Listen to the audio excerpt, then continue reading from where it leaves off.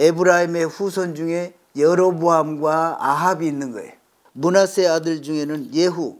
에브라임은 특별히 야곱과 함께 그동안에 토라 공부를 많이 해온 유대인다운 그런 삶을 아버지 요셉을 본받아서 칼은 랍비들이 해석하기는 아주 예리한 그런 지혜로, 활은 기도로 200년이 더 넘을 텐데 그 고통의 시간을 지나고 반드시 우리가 돌아갈 텐데 그것을 확증으로 예언적으로 이렇게 가르쳐 주시고 동물들이 할 역할과 그의 후손이 차지하면서 이루어나갈 조화, 왕권이라든지 아버지가 봤을 때 제사장이라든지 또 큰아들로서 그러한 모든 지위를 메시아가 올 그때까지 왕권이 더 부흥해서 영구히 계속된다. 아브라함 때부터 이것이 나온 거예요. 아브라함에게 축복할 권리를 주신 거예요. 그들 자식들은 이미 하나님이 축복하신 자식들이기 때문에 자식들을 저주하지는 않지만 그 말을 하는 사람이 오면은 하나님이 보낸 사람인 줄로 알고 그를 따라서 올라가라.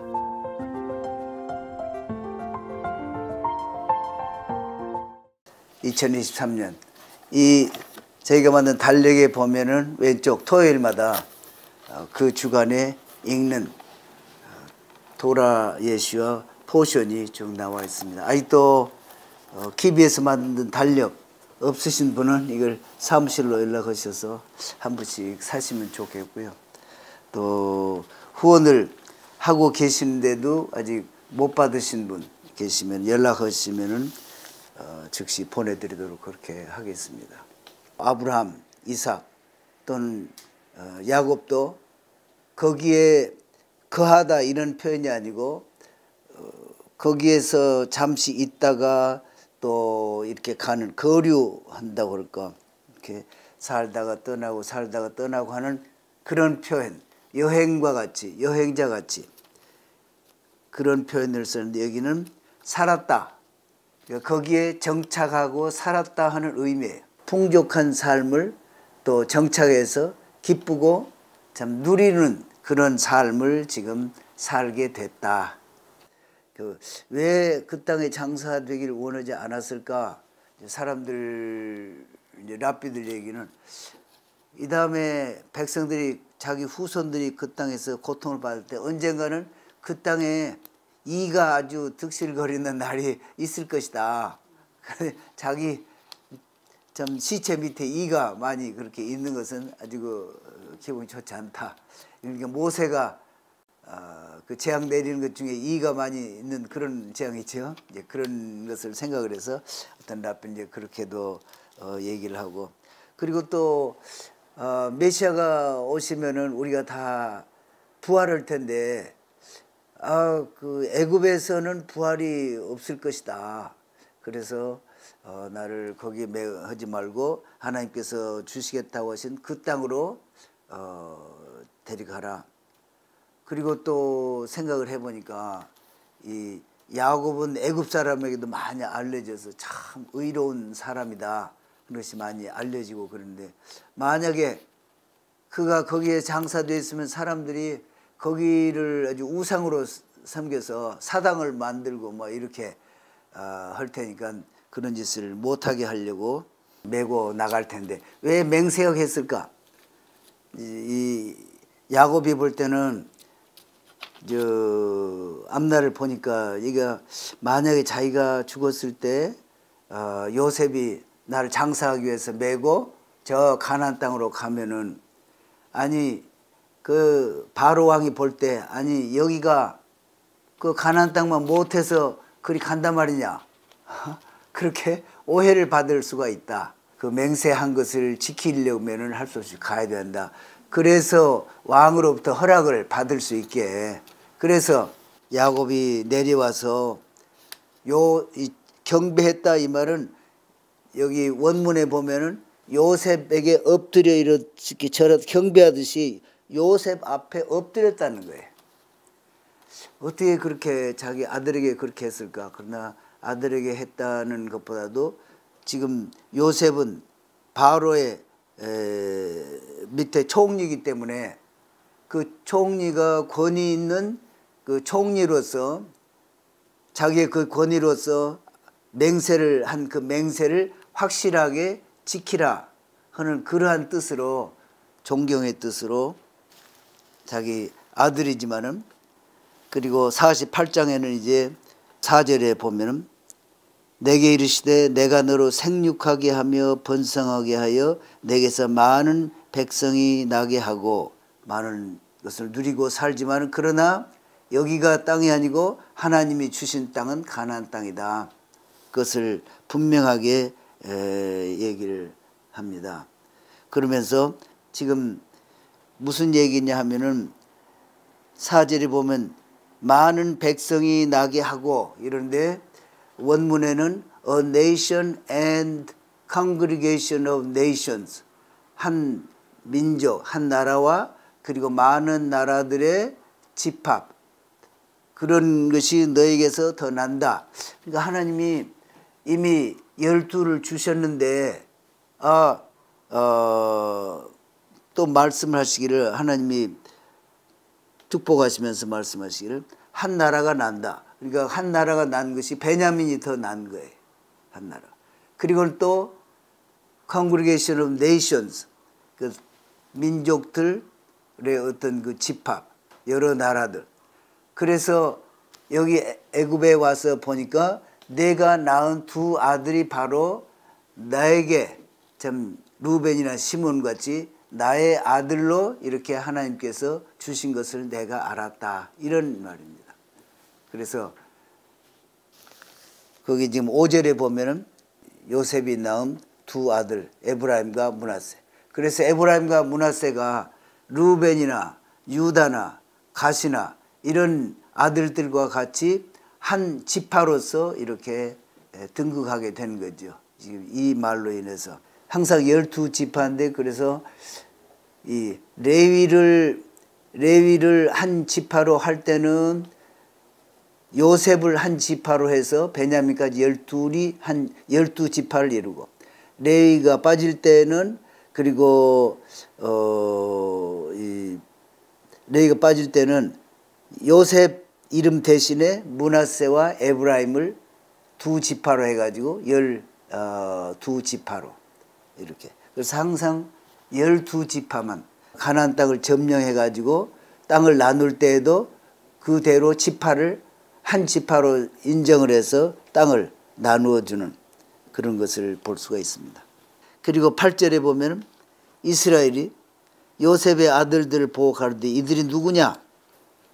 이제 랍비들의 생각은 이 므낫세와 에브라임의 후손이 지금 예언적인 안목으로 볼 때 에브라임의 후손 중에 여로보암과 아합이 있는 거예요. 그리고 또 므낫세 아들 중에는 예후가 또 그런 악한 후예가 나오고 그의 아들도 그렇게. 그래서 이 두 아들을 봤을 때 앞으로 그 후손들 가운데 이런 참으로 이스라엘 가운데서는 있어서는 안 될 그런 악한 왕들이 일어나는 것을 보고 깜짝 놀래가지고 이들이 누구냐? 그러나 장차 그럴지라도 현재 이들의 상태는 축복을 받을 만하다. 그래서 기쁨이 충만해야 하나님의 영이 또 충만해서 축복의 말씀이 이렇게 나올 테니까. 그래서 이들이 누구냐? 그런 감탄에서 나온 말씀이다. 이렇게 해석하는 랍비도 있습니다. 그 받은 미션과 큰 일을 이루기 위해서는 더 큰 축복이 필요한 것이다. 그런 의미라고 그래요. 그냥 축복하면 다 같은 축복이지 그렇게 생각하는 그것이 아니고 더 큰 축복을 부어줘야 그 일을 감당할 수 있다. 그래서 지금 에브라임은 특별히 야곱과 함께 그동안에 토라 공부를 많이 해온, 그래서 토라를 앞으로 공부를 해서 그런 영적인 면에 그렇게 치중을 하고, 지금 므낫세는 아버지 요셉을 도와가지고 7일을 돕는, 그러니까 사회적 어떤 그 영향력, 또 정치적인 그런 거, 그리고 그래서 형이 돈을 잘 벌어서 동생의 좀 토라를 이렇게 도와주는. 그리고 누가 잘 되면은 항상 그 조상 중에 잘한 사람의 이름으로 그 사람의 후손 그리고 그와 같이 되기를 원한다. 이런 축복. 이제 누가 잘 못하면은 그 조상 중에 악한 일을 한 그 사람 이름으로 그 후손이라는 그런 뜻으로 서로 연계해서 이렇게 얘기를 한다는 거예요. 그러니까 아브라함과 이삭과 야곱이 하나님 앞에서 행한 그 모습대로 이 자손들이 그렇게 되기를 원하나이다 하는 그런 의미가 내포되어 있는 것입니다. 그리고 20절에 보면 그날에 지금 왜 특별히 다른 손자들도 많이 있고 할 텐데 이렇게 토라에다 기록할 정도로 에브라임, 므낫세를 이렇게 얘기를 하는가? 그것은 주이시니스 했는데 유대인다운 그런 삶을 아버지 요셉을 본받아서 그렇게 살아서 뛰어난 그런 모습이었다는 거죠. 이 야곱이 축복한 것을 본받아 가지고 이스라엘 사람들이 자식을 축복할 때 그래서 that day 그래서 그날에 그래서 그날이 어떤 날이냐 그래서 유대인들은 자식이 아들을 낳아서 8일째 할례를 받으면 그날 할례 받는 그 아들을 축복하면서 에브라임과 므낫세 같게 하나님 만들어 주십시오. 그렇게 또 유대인들이 안식일이면은 그러니까 금요일 저녁이죠. 안식일 저녁에 자녀들 다 축복을 하는데 그날이 바로 여기에 말하는 그날 이것으로 생각을 한다는 거죠. 딸을 축복할 때는 하나님 이 딸을 사라와 리브가와 또 라헬과 레아같이 되게 해 주십시오. 이렇게. 그래서 기도의 표본이 축복의 표본이 됐다는 거예요. 지금 또 어떤 때든지 좀 축복하고 싶은 그런 때가 있을 때는 여기에 있는 말을 사용해서 축복을 했다. 여기에 더 준 땅이 쉐겜 땅이에요. 쉐겜. 여기 보면은 칼과 활로.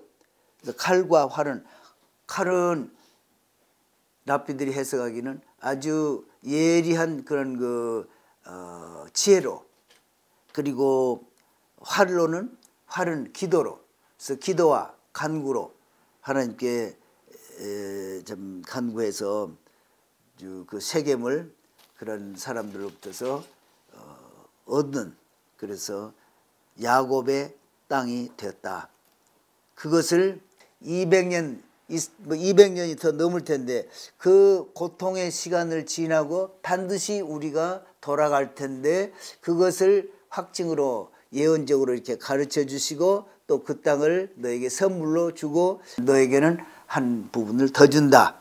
일부분을 더 준다. 이렇게 그런 말씀이 여기에 지금 나와 있는 것입니다. 그래서 49장 1절에 보면 야곱이 그 아들들을 불러 이르되 너희는 모이라. 선지자적인 안목으로 말씀하신 내용은 너희는 반드시 모이고 그리고 흩어지지 않아야 산다. 너희가 흩어지면은 이 나라가 쪼개지고 망한다. 그러니까 반드시 모이고 흩어지는 것을 막도록 너희가 힘써야 한다. 그런 말이 있고 말씀이고, 그리고 하나님이 축복하셨지만은 직접 사람이 축복할 수 있는 권한은 아브라함 때부터 시작이 됐는데 이 토라에서 보면 축복의 그 중요성이 점점점 부각돼서 나오고, 여기에 그동안에는 그러니까 아브라함 이삭이 야곱을 그렇게 했지만 야곱은 12지파로 12이 다 다른데 어떻게 축복을 하시는가 예로서 그렇게 설명을 했어요. 랍비는 창조한 이 세계에서 이 동물들이 할 역할과 그의 그 후손이 차지하면서 이루어나갈 조화, 이런 것들을 보면서 이름을 지었다는 거죠. 그런 것처럼 야곱도 하나님이 주신 이 아들의 능력과 성품과 성격을 보고 그것이 잘 발휘돼서 이 축복으로 인해서 하나님 주신 능력으로 또 천사들이 와서 도와서 하나님 일을 잘 섬기고 또 영광을 돌릴 수 있는 그러한 대로 발전해 나가라. 그런 의미의 축복이라는 거죠.